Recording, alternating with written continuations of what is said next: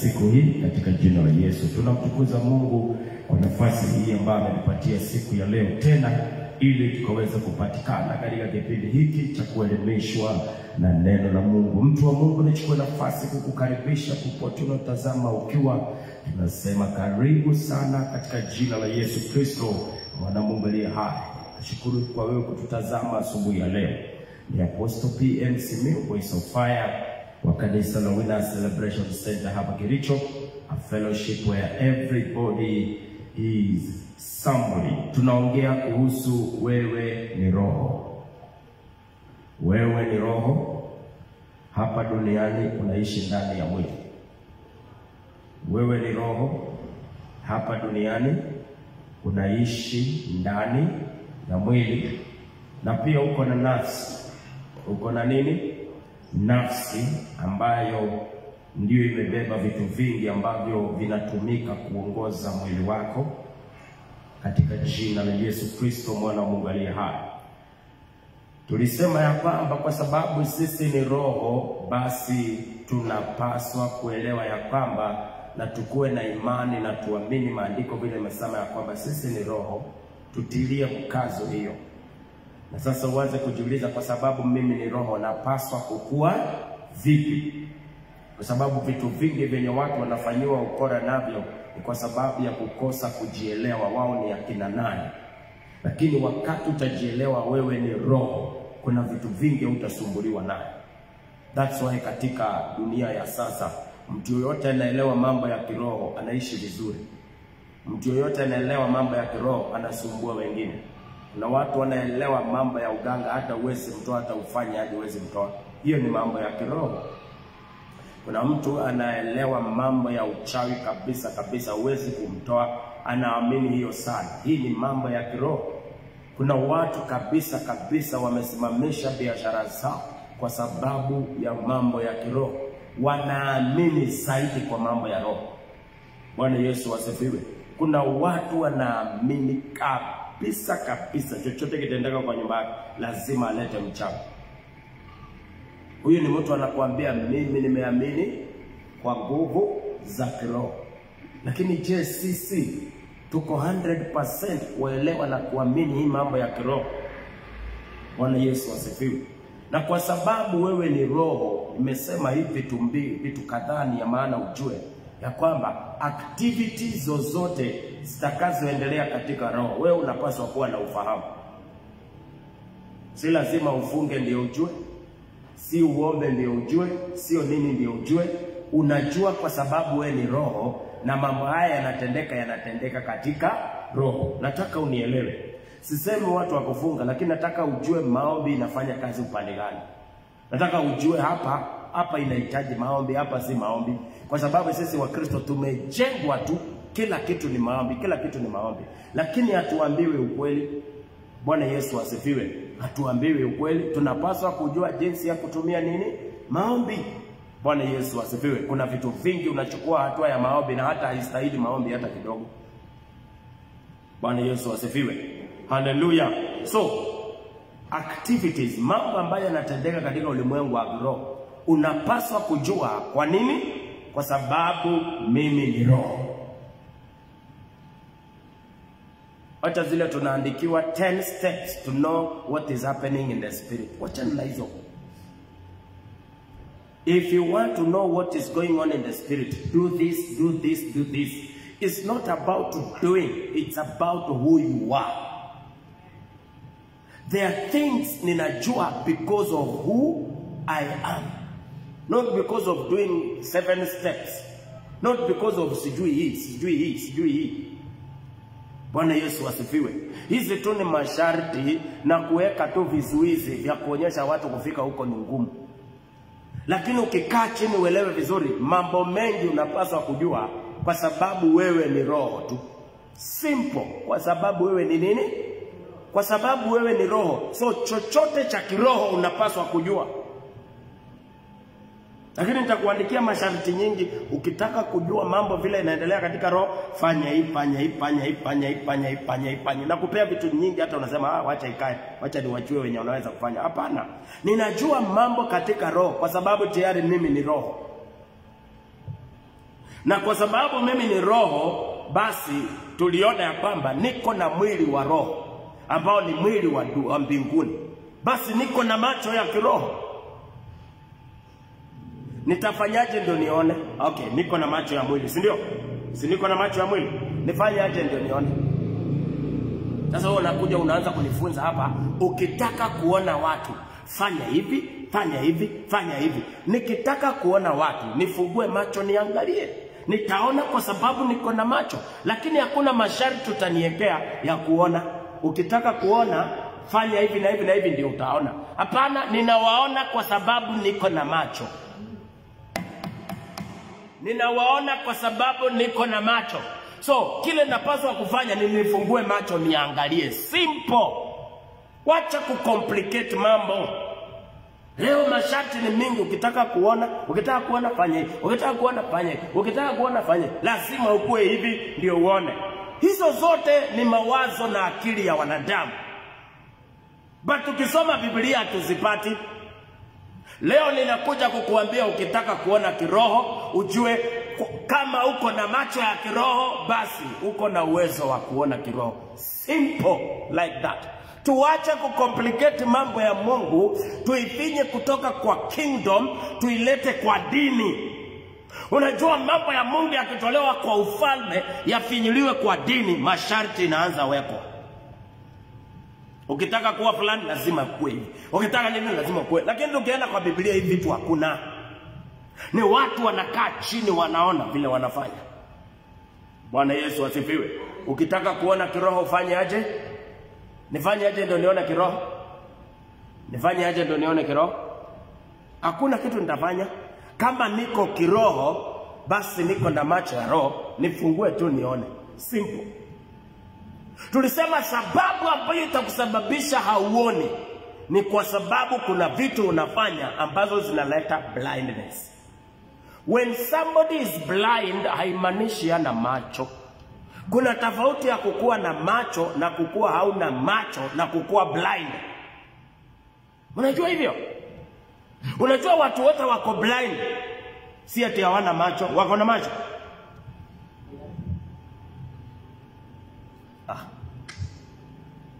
Watu wote ambao ni blind, sio wote hawana macho, wako na macho. Ni nini hawana? Nguvu ya kuona. Ni nguvu ya kuona. Sasa sikiliza, uko na macho ya kiroho, lakini kuna uwezekano hauoni kwa sababu kuna kitu haufanyi kuna kitu unafanya ambayo imesababisha kukuwa na blindness, spiritual blindness, lakini macho uko nazo. Ukirudia line vizuri, hiyo vitu inafanya nini? Unarudi unaanza kuona vizuri. Uko na masikio ya kiroho, uko na uwezo ya kusikia katika ulimwengu wa roho.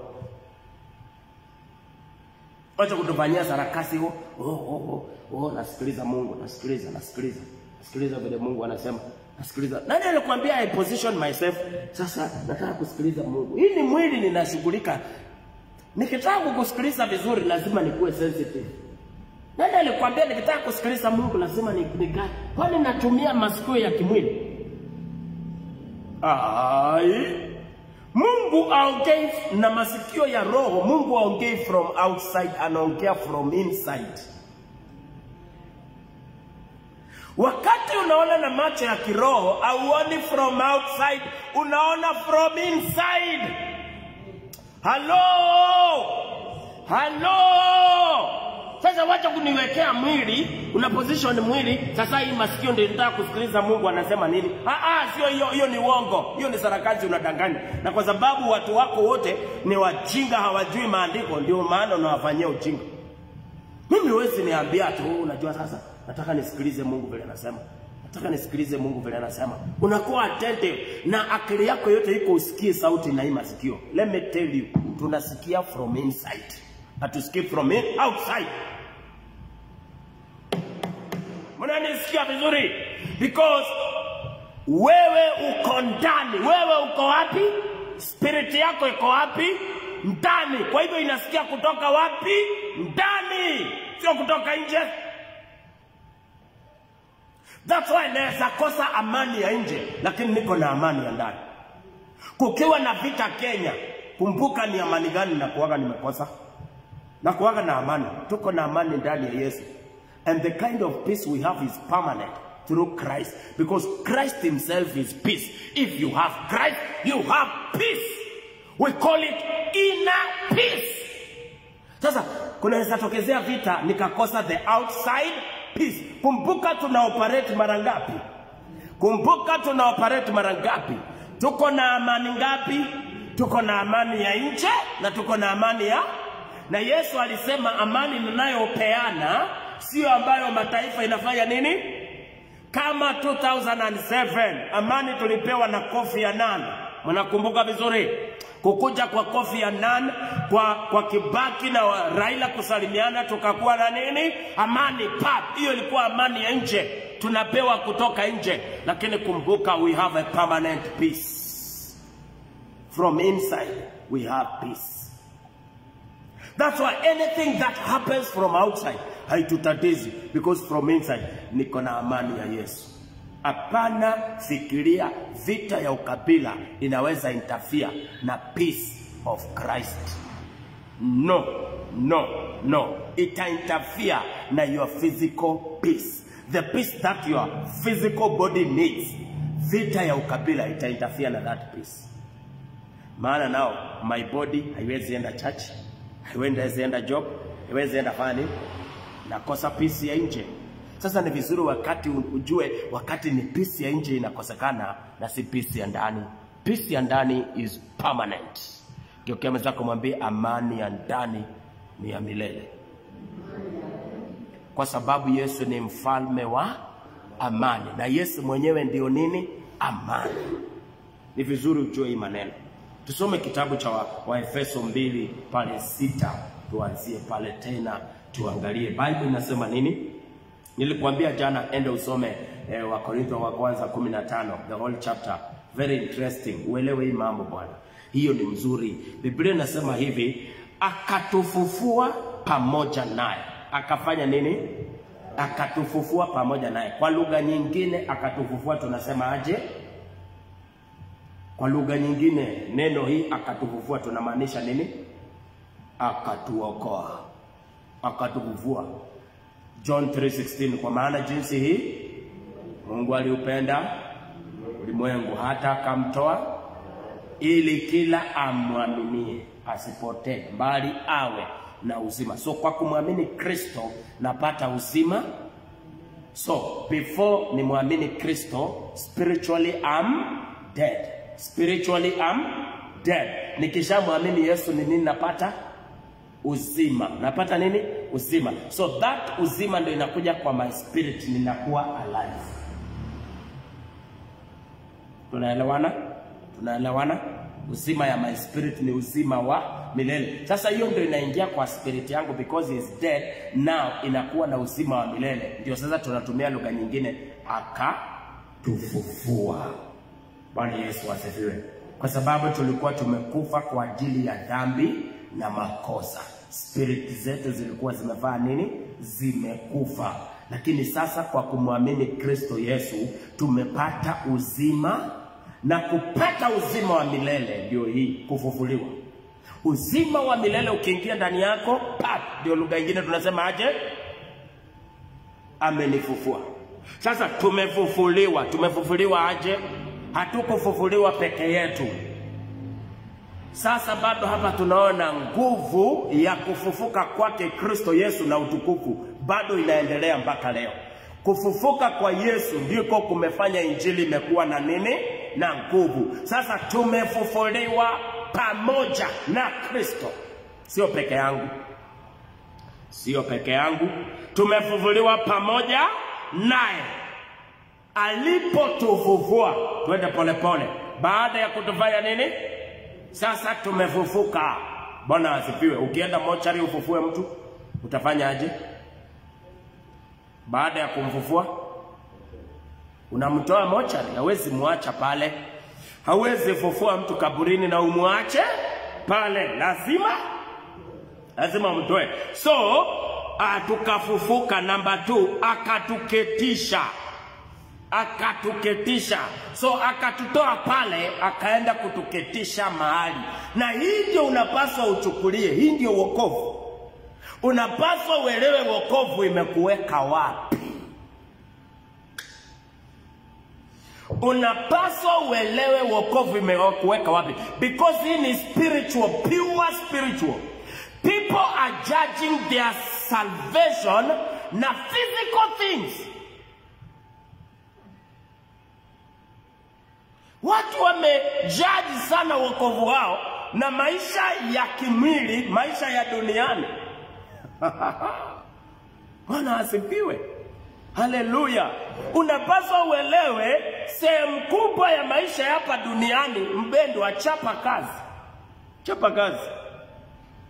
Tuko na watu wameokoka maskini. Tuko na watu wameokoka wavivu na wataishi wavivu mpaka siku ya mwisho. Kwa sababu wanafikiria ukiokoka unafaa kukuwa tajiri. Ukiokoka ukuwe tajiri. Ukiokoka ukuwe tajiri. Sasa bado lazima ufanye bidii. That's why ukiwa umeokoka na ukuwa mvivu, utakuwa maskini. Usipopambana utabaki maskini. Na utaenda heaven, hakuna shida, utaenda. Tajiri na Lazaro. Lazaro kazi yake ilikuwa ni kukaa kwa meza wenyewe. Amuke asubuhi aende kazi, yeye alikuwa anaamka asubuhi, aende akule ma breakfast zimebaki. tabia mbaya. Badala amuke asubuhi aende kazi, alikuwa anaamka asubuhi aende akule, baada ya watu kumaliza kula breakfast ndiye akule breakfast. Badala aende job anangojea lunch aende. Sasa zile watu shetani ashindwe. Shetani ashindwe. Nani anakuambia kuokoka kuna kufanya kuwa tajiri? Uongo. But there are some privilege ambazo unapata ukiokoka, ambao sasa kwa kufanya kwako kazi mambo inapaswa kuwa tofauti na mtu aliokoka.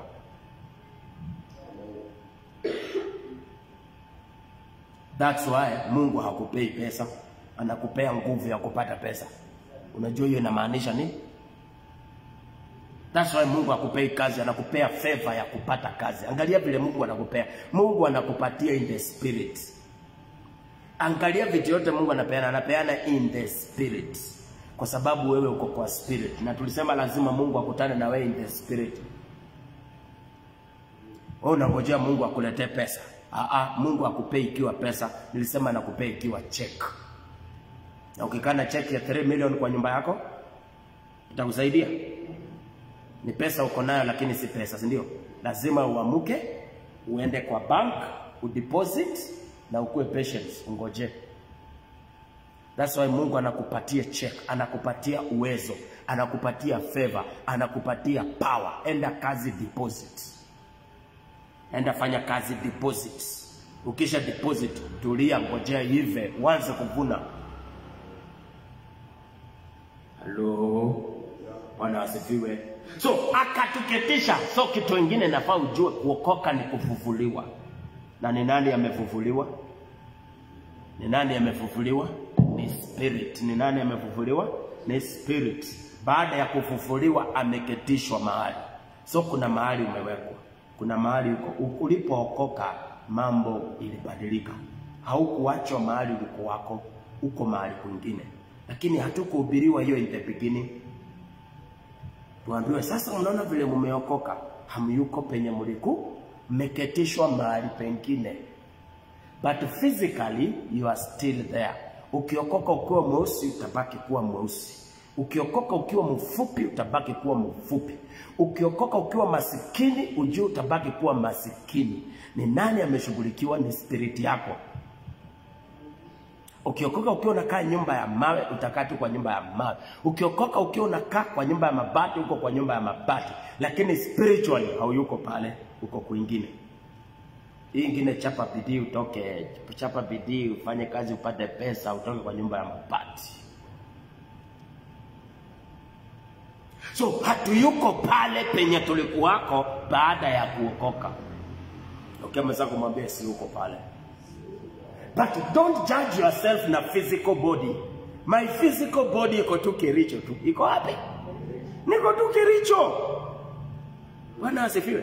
That's why nikiokoka, even through my physical body, kuna kitu utaona ambaye utanotice tabia yangu, na sometimes unaweza ona something different ambayo huwezi elezea, but body ni ile ile. Ukiokoka ukiwa kiwete unabaki kuwa nani? Kiwete. Unajua hata ukiokoka ukiwa mgonjwa tu unabaki kuwa mgonjwa. Sasa niombe mtu akiwa kwa kitanda. Wangapi waliombewa wakiwa kitanda? Wengine wanadamu ni wajanja. Wakiwa kwa kitanda wameona huku ni kuba, ananiambia nite pastor aliombeni huko. Hata baada ya kuombewa anafanya nini? Nakufa. Kwa sababu ile ilikuwa ni mambo ya physical. Hii ni mwili yako iko na shida, si roho yako. So tunakuombea unaokoka, na ukimaliza kwa jina la Baba, la Mwana, la Mtakatifu, dakika 2 hapo unafanya nini? Na unakufa. Na umeokoka. Nani anakuambia ukiokoka itakuzuilia hizo vitu zingine?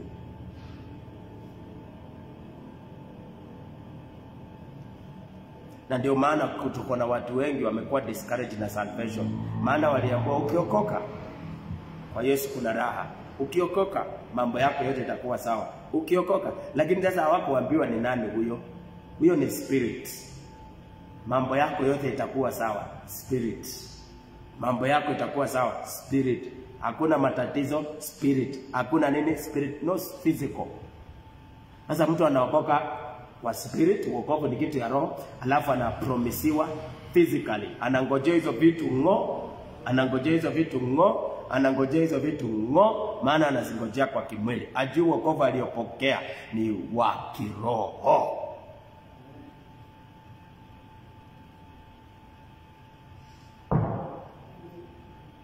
Akatuketisha. Hatukuketi, hatukufanya nini? Tumefufuliwa, halafu hatuketi, ametuweka. Tumewekwa. Bwana asifiwe. Akatufanya nini?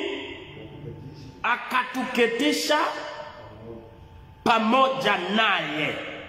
Akatufufua pamoja naye. Naye ni nani? Kristo. Akatuketisha pamoja naye. Naye ni nani? Kristo. Akatuketisha wapi? Ametuweka wapi? Mtu akishaokoka anawekwa wapi? Bwana Yesu asifiwe. Mtu akishaokoka anawekwa wapi? Akatuketisha naye katika ulimwengu wa roho. Kuna ulimwengu wa kihalisi na kuna ulimwengu wa roho.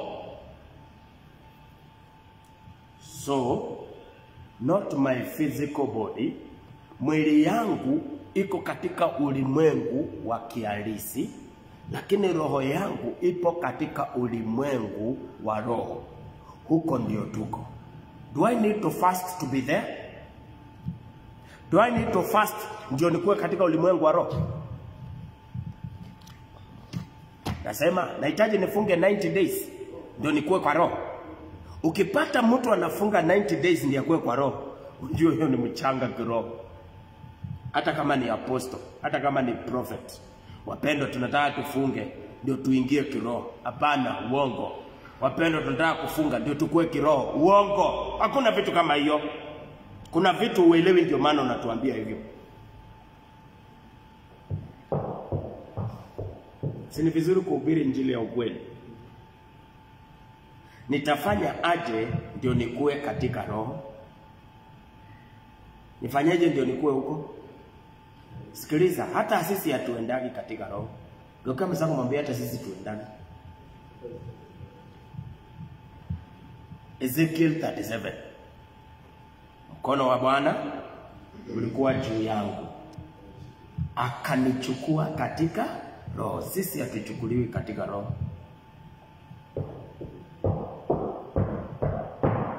Sisi hatuchukuliwi katika roho. Lakini Old Testament walikuwa wanachukuliwa katika roho. Kwa nini? Maana roho alikuwa haishi ndani mwao. Wokovu wao ulikuwa tofauti na wetu. Sisi sasa ndio tuko na wokovu halisi. Haleluya. Tulipookoka tuliwekwa wapi? Tulipookoka tuliwekwa wapi? Sasa sisi tuko wapi? Kwa nini unaenda kufunga ndio uende katika roho? Unaona kuna ujinga uko nao? Unaona hapo kuna ujinga uko nao? We are fasting for 21 days because we want to ascend. Is it ascending? We don't ascend. We don't ascend. We don't. We don't do that. Why? Because we are there. Tell your neighbor, we are there. And if you're not there, it means you're not saved. Those who are not saved, they need to ascend there by accepting Christ.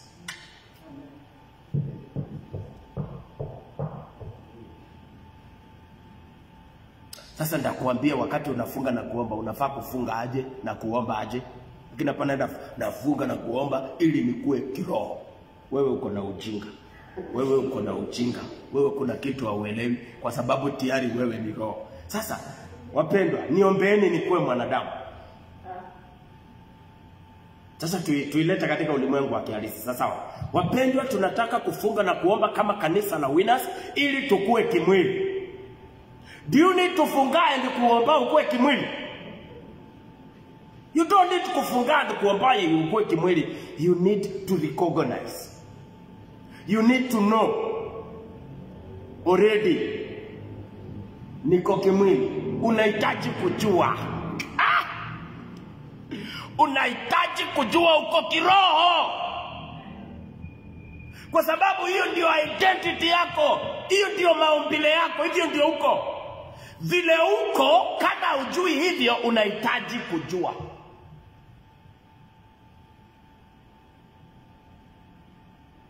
Na ukosefu wa kujua ndio unatuma tunaendaka kuomba maombi zingine zinakaa awkward, zinakaa kombo. Zigzag, maombi zingine ni zigzag. Tunafunga ndio tukue kiroho. Atufungi tukue kiroho. Tayari sisi ni roho. Tayari sisi ni roho. Na atufungi ndio tuende katika ulimwengu wa roho. Tayari tayari tumekuwa huko tangia tumkubali Yesu. Miaka hiyo yote tuko huko. Shida ni kwamba haujui. Shida ni kwamba haujui uko kiroho. Ndio maana unaomba ukue kiroho. Shida ni kwamba hujui uko katika ulimwengu wa roho. Ndio maana unaomba ukue katika ulimwengu wa roho. Unahitaji ukae chini kwa class. That's why John chapter 8 verses number 1 ni maana. Yesu akawaambia Wayahudi walio muamini, mkikaa katika neno langu mtakuwa wanafunzi wangu kweli kweli, nanyi mtaifahamu kweli, nayo kweli itawaweka huru. Baada ya kumwamini Yesu unahitaji kujua kweli. Sasa kama uliruka hiyo class ya basic, class ya nini? Basics za Christianity, ndio maana itakusumbua huko juu. Kama hukuwahi funzwa 1+1=1, itakutatiza huko mbele. Class 8 bado utakuwa na shida. Haujui 1+1 is what. Lakini utajipata physics unaichapa vizuri sana.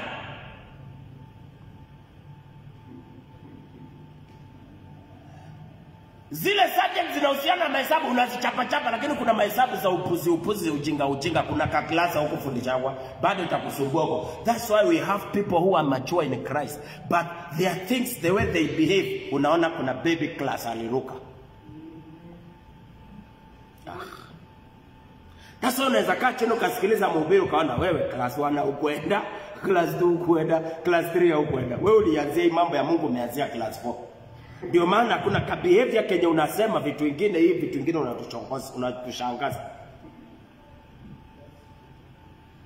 Ukisimama mimi uniambie, sister, can I prophesy to you? Kuna class uliruka. Kuna class uliruka. Nitafutia kwa Biblia vitu kama hiyo. Nitafutia kwa Biblia prophet yoyote alienda kuuliza, can I prophesy to you? Kama kuna class uliruka ndio utaanza, sister, do I know you? Do you know me? Have we met? What are you trying to prove? Baby class uliruka. Baby class uliruka. Sasa umefika huko juu na hiyo gift, lakini the way una behave tukikaa chini tukuangalie, unaona some classes uliruka. Approve kwa watu. What are you trying to confirm? If you want to prophesy, you prophesy direct. Mbona uko na wasiwasi na prophecy yako? Tayari unajua ni uongo. Ndio maana unaitafutia nini? Ground. Ninakujua kweli. Tumewahi kutana na wewe. Tumewahi ongea na wewe. Umewahi niambia shida zako zote. Najaribu kuonyesha watu Kenya nitasema ni ya ukweli. Siko time hapa ya kuaprovia Kenya nawaambia ni ya ukweli ama ni ya nini. Niko hapa ku deliver the message. Tosha. You either believe it or not. Simple. Si uko hapa kuaprovia ama powerful preacher. Hapana, I don't do that. Kuna class ulifanya nini? Simama juu kwa miguu yako. Kaa chini kwa mafundisho na kufundisha, nikupate huko mbele ukifanya vitu ya ujinga. Nitakupatana na wewe. Nitafanya video online nikukemee kwa jina la Yesu. Hatuombi tukue kiroho, hatuombi tukue kiroho. Kwa nini? Maana tuko kiroho. Hatuombi tukue katika ulimwengu wa roho, maana huko ndio tunaishi.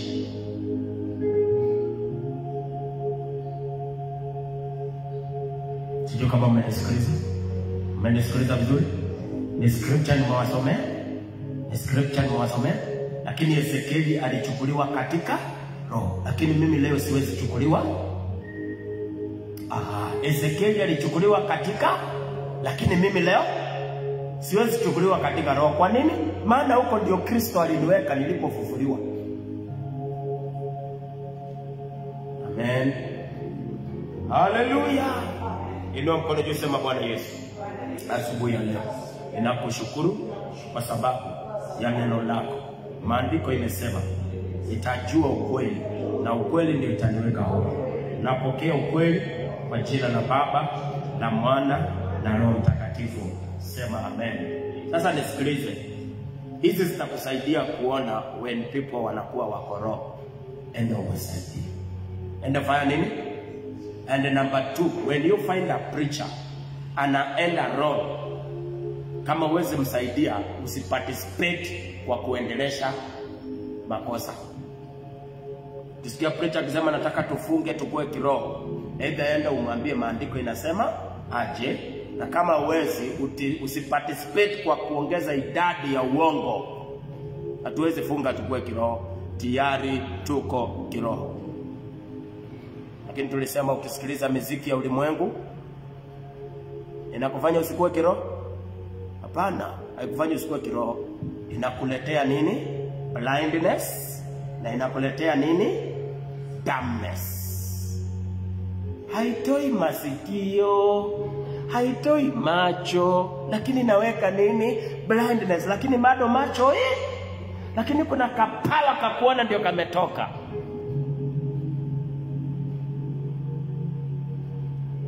Sasa tunataka kusikia ukifast and pray, unasema niko kiroho lakini sioni chochote. Amen. Nafunga na kuomba macho yangu ifanye nini? Ifunguke. Elijah alimwambia yule mwenzake, alipaswa kuwa anaona vile Elijah aliona, lakini yeye hakuona. Na kuombea pia macho yako ifanye. So afadhali ufast na kuomba macho yako ifanye nini? Ifunguke. Ndio uone katika ulimwengu wa roho. Lakini usifast na kuomba ukue kwa roho. Uko permanent. Na njia ya kutoka kwa roho ni kumkana Kristo. Si Mungu akubariki sana. Sikutana nawe kesho tena tuendelee sehemu hiyo nyingine katika jina la Yesu. Asante msikilizaji wangu kwa kuchukua nafasi ya kunisikiliza. Endelea kufuatilia maandiko. Nyakati za mwisho watu hawataki kusikiliza neno. Watu wanataka kuhubiriwa vile wanataka, na watu wanataka kuhubiriwa vitu ya kuwafurahisha. Lakini mpendwa, ni vizuri turudi kwa maandiko, tufuatilie maandiko vile ilivyo. Usichangie kuendelesha uongo na hali isiyokuwa sawa ya Ukristo. Tuende kwa maandiko, tusome vile iko, tukubaliane nayo katika jina la Yesu Kristo mwana Mungu aliye hai. Hakikisha una share video hii ili ukaweze kukua baraka kwa mtu katika jina la Yesu Kristo.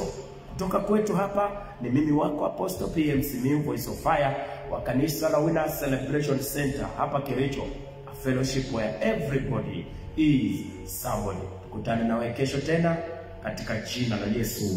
Amen. Amen. Amen. Shika sadaka zako kuachilie. Baba, tunakushukuru kwa sababu ya neema utoaji, ibada special ya upendo. Tukuzwe na wewe kwa